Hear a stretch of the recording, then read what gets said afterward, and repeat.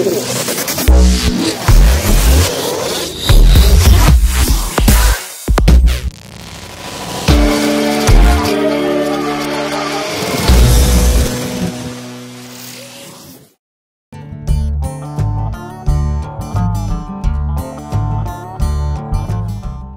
m'appelle Marie Wilmé, j'ai 29 ans et je suis actuellement chercheuse postdoctorante au Centre de recherche en droit pénal où je travaille avec Damien Scalia. J'aime beaucoup voyager, découvrir de nouveaux endroits. Voilà, j'ai eu dans mon parcours de vie, j'ai pu vivre assez longtemps en Asie, donc j'ai une passion pour l'Asie, sur laquelle j'ai d'ailleurs fait ma thèse en partie. On pourra y revenir.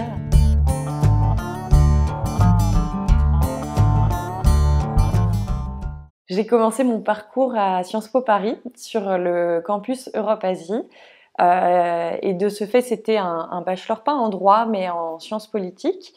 Et puis, pendant la première année, j'ai eu un cours de droit international qui m'a réellement passionnée. Et donc, je me suis orientée vers le droit. Et dans un troisième temps, en fait, en troisième année, je suis partie un an en échange en Chine, à la faculté de droit de Tsinghua. Et donc tout ça m'a ensuite convaincue que le droit international était vraiment ce que je voulais faire. Donc j'ai fait un master aux Pays-Bas en droit international. Et c'est là que j'ai découvert ma vraie passion en ayant en fait un cours de droit international pénal. Et dû à la proximité entre La Haye et Leiden, j'ai aussi pu aller observer des procès devant les tribunaux pénaux internationaux. Et c'est là que voilà, je me suis décidée à faire une thèse en droit international pénal. Et donc cette thèse, je l'ai faite à l'Institut universitaire européen, qui est situé à Florence. Elle portait sur les droits, l'apport des droits procéduraux des victimes à la gender justice en droit international pénal, avec donc une approche socio-juridique et un cas d'étude des chambres extraordinaires au sein des tribunaux cambodgiens.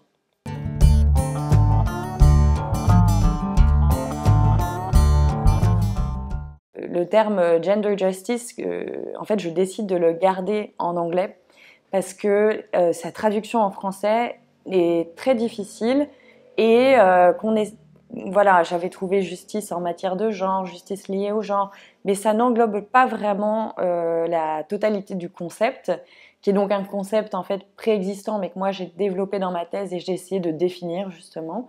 Donc il se définit comme le processus sensible au genre à travers lequel les tribunaux internationaux et hybrides pénaux jugent les violences sexuelles et fondées sur le genre.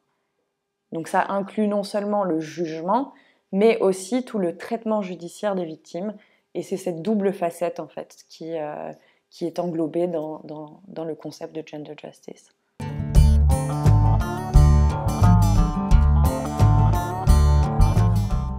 On était partis là-bas en vacances, mais il y avait encore beaucoup de mines à l'époque.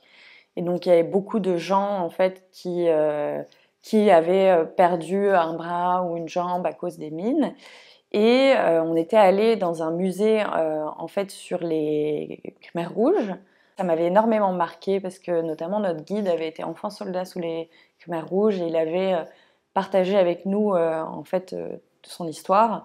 Et donc quand il est venu le moment de choisir le cas d'étude de ma thèse, moi j'avais déjà très envie de travailler sur le Cambodge et en plus scientifiquement ça se justifiait parce que la cour au Cambodge était la seule qui avait donc à ce moment-là à la fois condamné des auteurs pour des crimes sexuels mais aussi qui alliait la participation des victimes de violences sexuelles aux procédures en tant que partie civile et la réparation.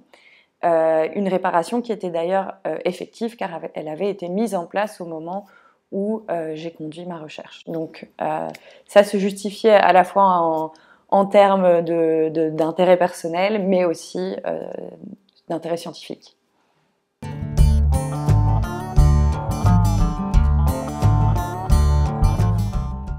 J'ai une passion pour le droit international pénal parce qu'en fait il vient allier des questions de géopolitique, de relations internationales et d'histoire qui m'ont toujours énormément intéressée, notamment quand j'ai fait mon bachelier en sciences politiques.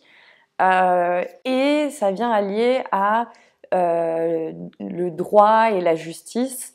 Le droit dans le fait qu'il permet d'avoir des catégories pour définir ce qui est légal et ce qui ne l'est pas, et la justice dans son aspect de venir répondre à la souffrance des victimes, de venir remettre de la justice dans des situations qui ont été d'une injustice totale.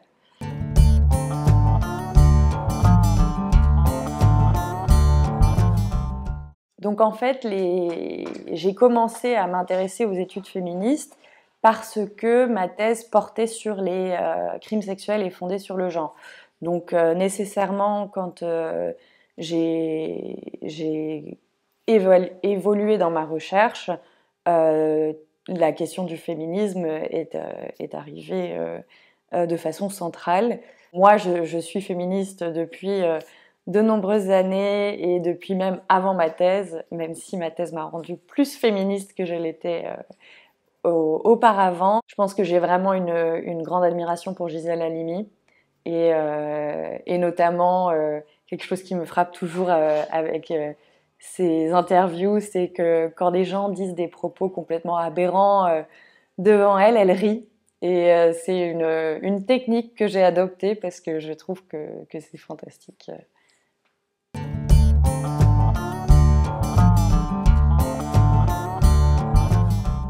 J'ai été financée donc en fait à l'Institut universitaire européen. Il n'y a que des thèses financées et c'est une organisation internationale composée de membres de l'Union européenne. Et chaque membre de l'Union envoie en fait ses doctorants, donc finance eux-mêmes les doctorants qu'ils envoient à l'Institut. Et donc de ce fait, moi ayant fait toute une partie de mon cursus en France, j'ai été envoyée par la France pour faire mon doctorat et j'ai donc eu un financement de 4 ans. Qui a été d'ailleurs un peu prolongé, un petit peu plus longtemps finalement, à cause évidemment du Covid qui est arrivé au milieu de ma thèse.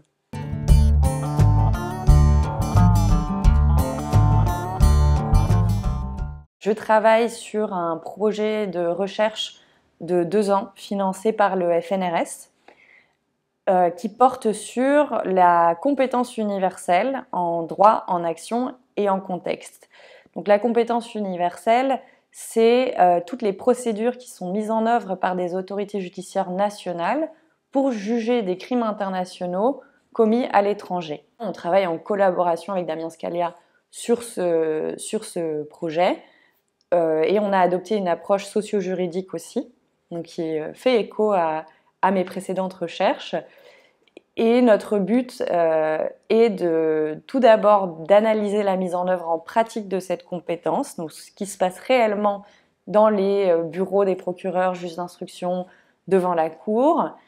Ensuite, de comprendre quels sont les défis en termes de droits substantiels et procéduraux. Et finalement, le vécu des acteurs. Et donc par là, on entend les victimes, les auteurs, mais aussi les professionnels du droit, donc allant de l'enquêteur au procureur, au juge du siège et bien sûr aux avocats des victimes et des personnes accusées. Donc pour faire cette recherche, on conduit des entretiens semi-directifs avec ces acteurs en alliant également une recherche documentaire et des observations de procès.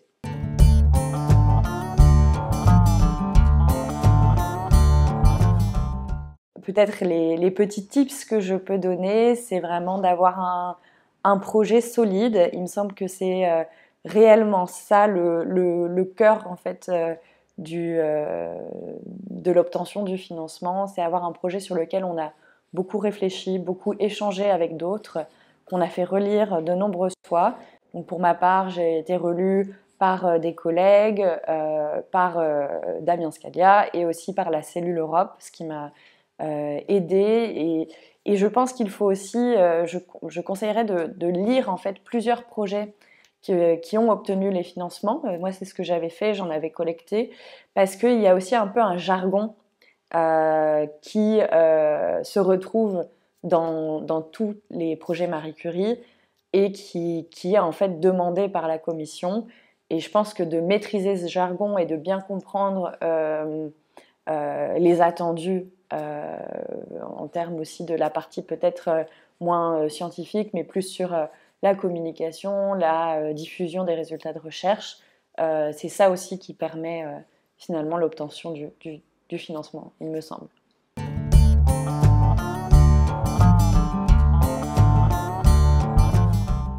Donc, je dépends du Centre de recherche en droit pénal, qui est un centre alliant à la fois des praticiens et des chercheurs pour travailler sur le droit pénal largement conceptualisé, on va dire.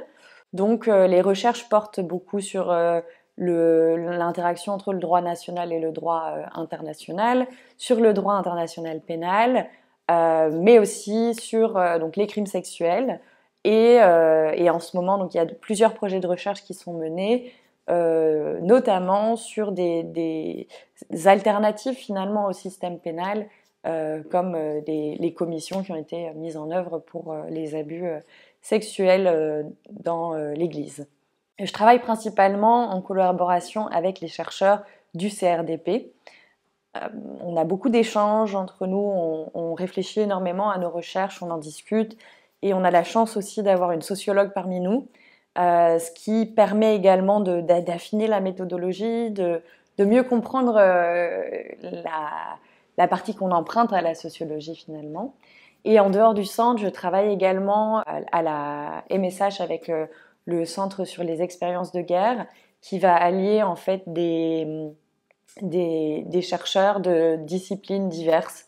Donc on a des historiens, des philosophes, des politistes et des économistes. Et où là, on va vraiment mener une réflexion sur la guerre et tout ce qu'elle peut apporter en termes de comparaison. C'était notre thème jusqu'à récemment. Et maintenant, on va se pencher pour l'année suivante sur l'écriture de la guerre, vue donc de plein de différents points de vue.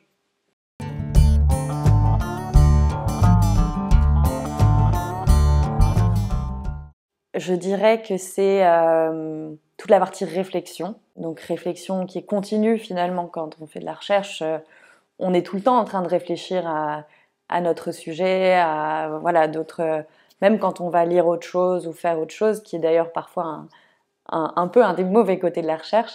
On est toujours voilà, dans une espèce de réflexivité sur nos travaux.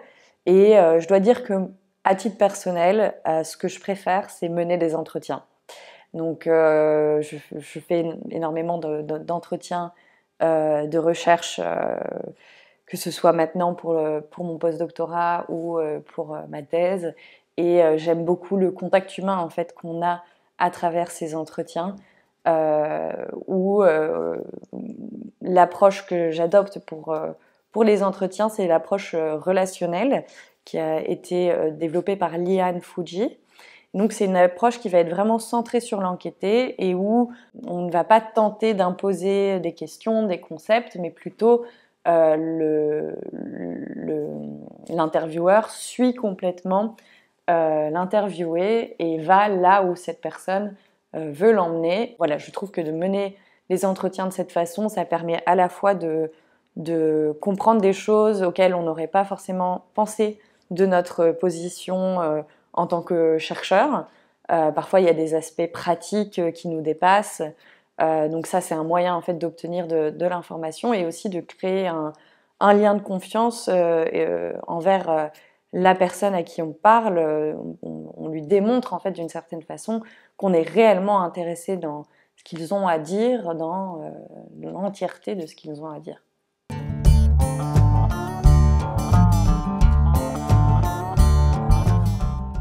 C'est plus facile à faire en tant que postdoc qu'en tant que doctorant. Parce que pendant la recherche doctorale, moi j'avais vraiment cette impression qui est quand même partagée avec de nombreux chercheurs avec qui j'ai pu discuter, que ma thèse me définissait et que donc mon identité finalement était extrêmement liée au travail que je pouvais produire.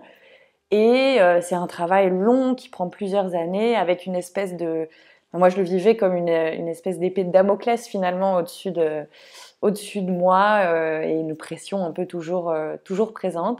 Et en postdoc, je trouve ça plus facile parce que déjà, on a des tâches très différentes. Il faut être sur plusieurs projets en même temps, que ce soit des choses pour permettre de valoriser la thèse, les recherches, l'écriture. On jongle un peu l'enseignement aussi, on jongle entre différentes choses. La multiplicité des tâches permet de prendre un peu plus de distance.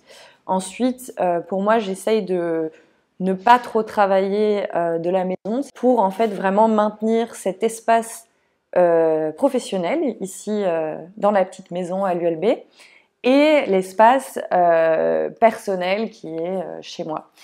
Et j'utilise également le yoga comme une façon pour pouvoir me recentrer après une longue journée, me concentrer sur mon corps. Et ça, c'est aussi utile quand on travaille sur des sujets d'extrême violence, ce qui est donc mon cas. Il faut réussir à trouver ces sas un peu de décompression qui permettent de pouvoir penser à autre chose dans son temps libre.